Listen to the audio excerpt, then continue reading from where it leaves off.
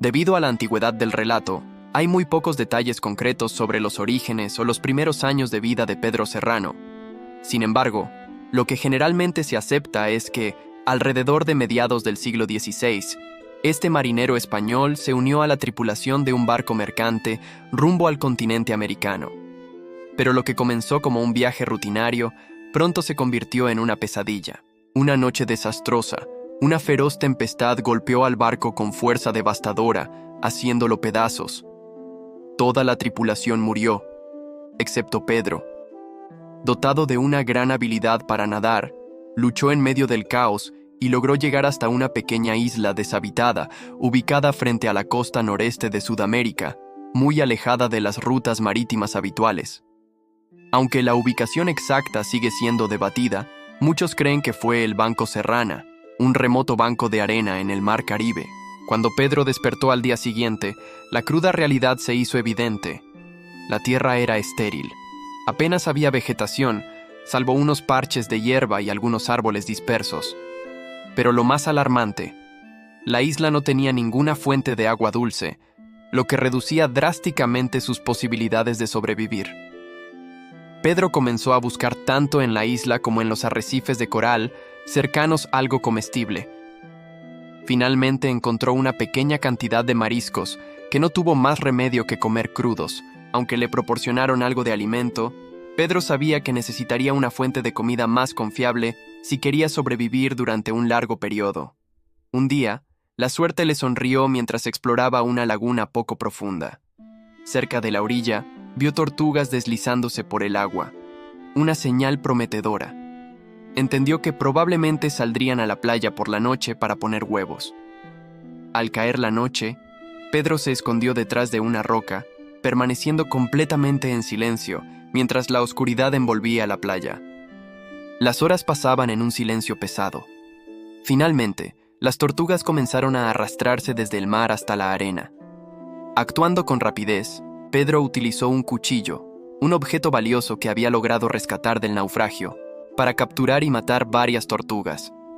Se alimentó de su carne y reutilizó ingeniosamente los caparazones para recolectar agua de lluvia, un recurso escaso pero absolutamente vital para sobrevivir.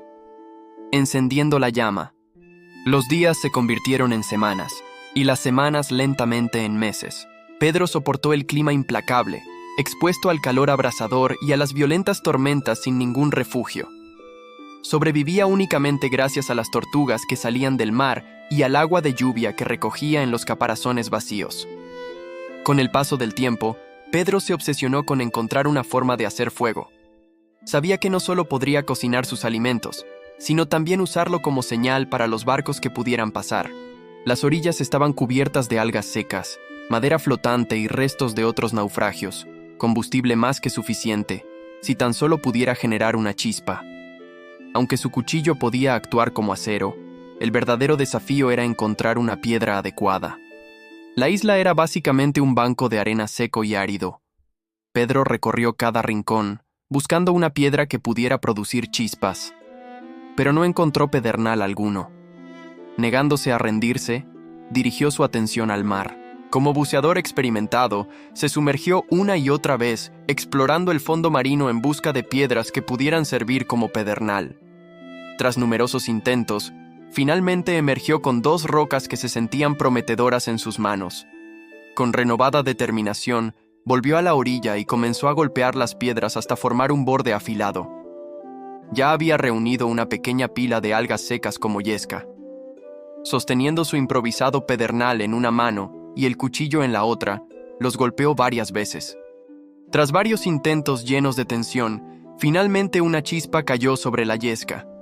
La yesca prendió, y pronto las llamas bailaban ante él. El fuego chisporroteaba. Una victoria frágil pero poderosa contra la soledad interminable. Por primera vez en muchos meses, Pedro probó comida caliente. Esa sencilla comida, humilde como era, reavivó no solo su fuerza, sino también su espíritu. El extraño Pedro había soportado ya 3 largos años en la isla desolada. Durante ese tiempo, su ropa se había desintegrado por completo, y su cabello y barba crecieron salvajes y desordenados. Su cuerpo comenzó a adaptarse al clima brutal, desarrollando una capa gruesa de vello corporal que le ofrecía algo de protección. A menudo divisaba barcos a lo lejos, pero pese a sus desesperadas señales, ninguno se detenía. La soledad era aplastante. Solo podemos imaginar el impacto psicológico. Los días se mezclaban unos con otros. Un ciclo de esperanza fugaz cuando veía velas distantes, seguido por la desesperación cuando los barcos se alejaban sin detenerse. Entonces, una mañana extraordinaria, Pedro se despertó sobresaltado.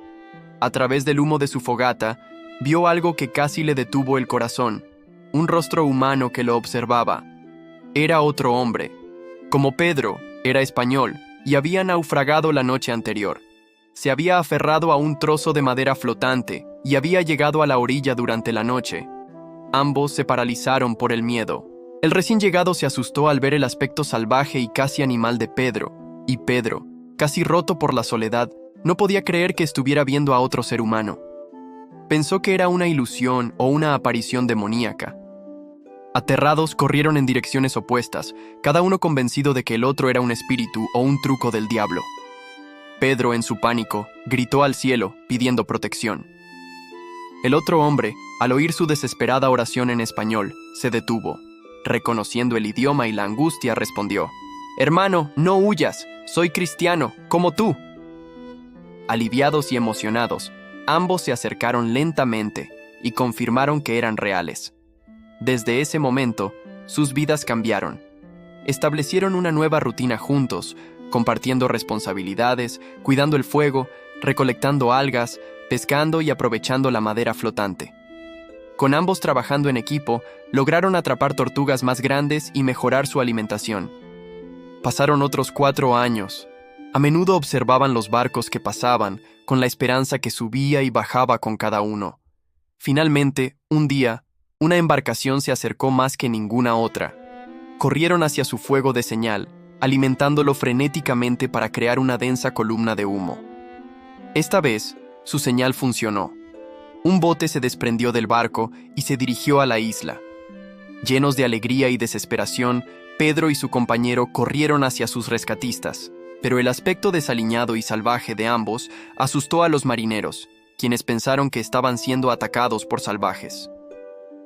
Pedro y su compañero gritaron en español, suplicando que esperaran. Finalmente, los rescatistas se dieron cuenta de que no eran monstruos, sino compatriotas españoles, supervivientes de una resistencia increíble. Ambos fueron llevados a bordo del barco, con rumbo a España. Durante el viaje, Pedro relató la increíble historia de cómo había sobrevivido 7 años en un banco de arena remoto e implacable. Trágicamente, el viaje fue demasiado para su compañero, cuya salud había sido debilitada irreversiblemente por los años de penurias. Murió antes de llegar a España. Una vez más solo, Pedro cargó con el peso de su supervivencia compartida y con los dolorosos recuerdos de lo vivido. Al regresar a España, poco después de 1550, se reencontró con su familia, que hacía tiempo lo daba por perdido en el mar. Pasó el resto de su vida contando su extraordinaria historia, un testimonio viviente del poder de la voluntad humana frente a la adversidad impensable. La historia de supervivencia de Pedro Serrano sigue siendo un crudo recordatorio de la delgada línea entre la vida y la muerte, y de hasta dónde puede llegar una persona cuando se ve llevada al límite. Su relato, conservado en los Comentarios Reales del Perú de Garcilaso de la Vega, continúa resonando a través del tiempo como un homenaje a la fortaleza del espíritu humano.